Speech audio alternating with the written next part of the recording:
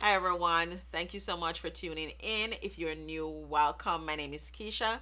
I do beauty videos, reviews, and hauls. If that's something that you're interested in, I'd really love it if you join the family. Click the red subscribe button right below this video, and don't forget to turn on all notification and that little bell that you see there so that as soon as I post, you're the first to know. Now in today's video, I'm going to be reviewing the Kat Von D newest foundation that they have out now. This is pretty popular. It's been talked about on social media like so much. It's really hyped up. So I wanted to test it out and see how I like it and let you guys see as well. And I love Kat Von D's foundation. I have their two liquid foundations. I don't have their powder foundation, but I definitely wanted to pick up this one to see how I like it. I've already moisturized, did my brows off camera along with my eyes. I didn't do anything crazy. I just kept the eyes pretty neutral and just put a little wing and some lashes. Everything that I'm going to be using in the video will be listed in the description box. If you want to know anything that I'm using, you'll find it there. For my eyebrow videos, I have like 2 or 3 up.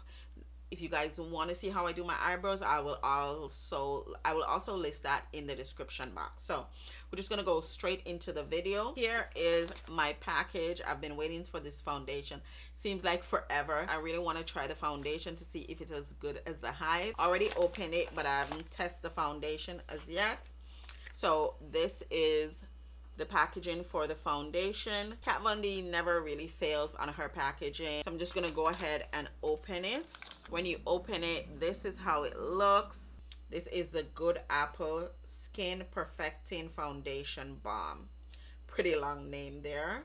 The shade is looking pretty good. It looks a tad bit red than my undertone, but I think it's still pretty good. I'd rather it be too dark than too light. Looks really sleek and really nice. This is plastic, so it does feel I want to say a little bit on the cheapish side, but you know, it's still good to travel with. You don't have to worry about it breaking or you know, anything like that. I got mine in the shade Tan 076. You don't get a mirror with it, but it's really pretty. I don't even want to touch it.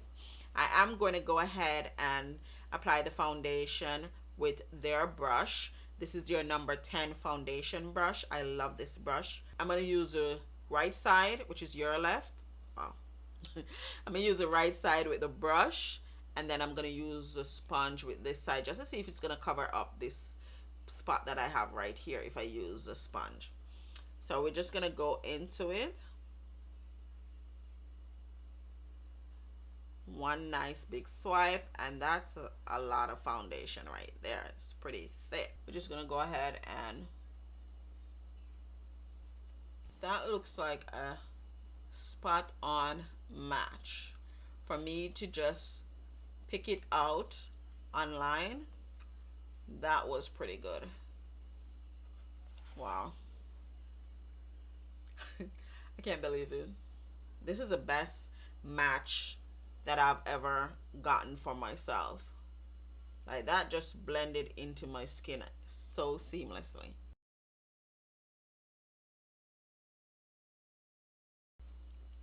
Guys, are you seeing this?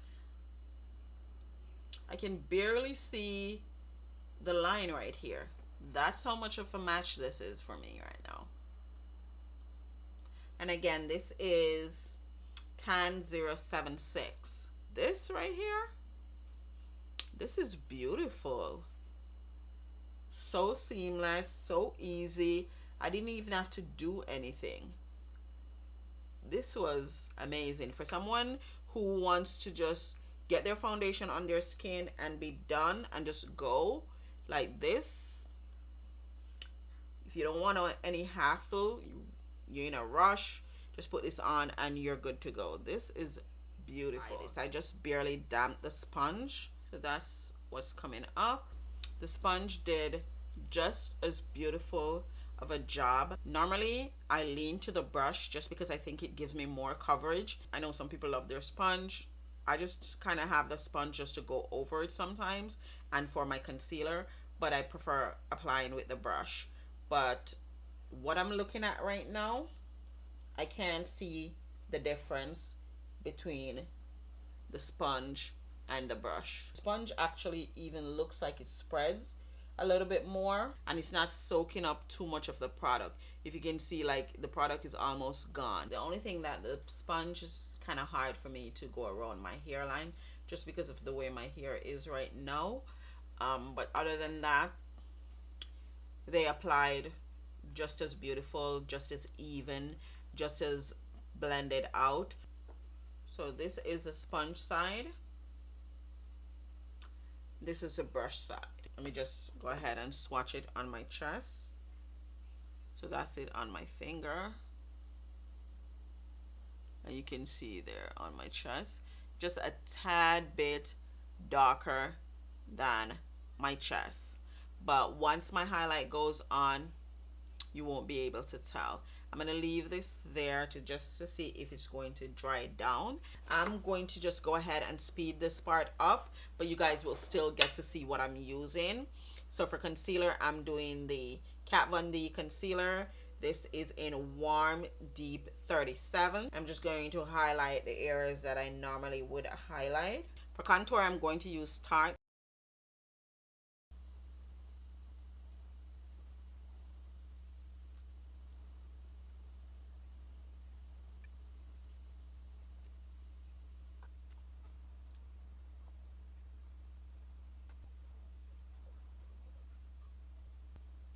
Total R right now. I love, absolutely love how this looks. This was so easy, guys. Like, this took me like no time whatsoever. This is a really natural, easy, flawless beat right here. Okay guys, so I did want to update you on the Chanel powder. I know in my last video I think I got 40. I went down to 30. So this one is not too lighter, but it is lighter than the one I had previously, and I prefer this one. I've been using it now like for about a week or two, so I definitely prefer number 30. Just wanted to let you guys know that. I'm gonna go ahead and set. I think I want just a tad bit more brightness right under the eye there. So to do that, I'm going to use my Tarte Shape Tape. Just a small amount, guys. You don't have to do this. I'm just a little bit more extra. I'm just a little bit extra, and I like a bright under eye. So I'm just gonna go right there. That's it. Now we're gonna set. For everywhere else on my face, I'm going to use my MAC Mineralize Skinfinish. For my lips, I'm just going to line with MAC Chestnut, and then I'm just going to put on the MAC Lipglass on top. Now I'm going to go ahead and set just before I highlight, right on the high points of my face, right here. Very lightweight, very breathable, feels like skin. It feels like I don't have anything on whatsoever. This is going to be perfect for the summer, I think. Like, this is definitely a pickup in my opinion, but let me know what you guys think, of course. And this did dry down, like it did dry down, and it's not transferring. Let me see what time it is now. It is now 3:31 right there. I don't know how long I'm going to keep this on, but I'm going to try and keep it on, you know, for maybe 2-3 hours. Okay guys, so I'm ready to take off this makeup and go take a shower. This is how the face is looking. It's been, I want to say, close to 4 hours now since I've been wearing this makeup. There is the time right there, and I think I put it on around 3:30. I was finished with my face. I must say, I'm still in love with this foundation.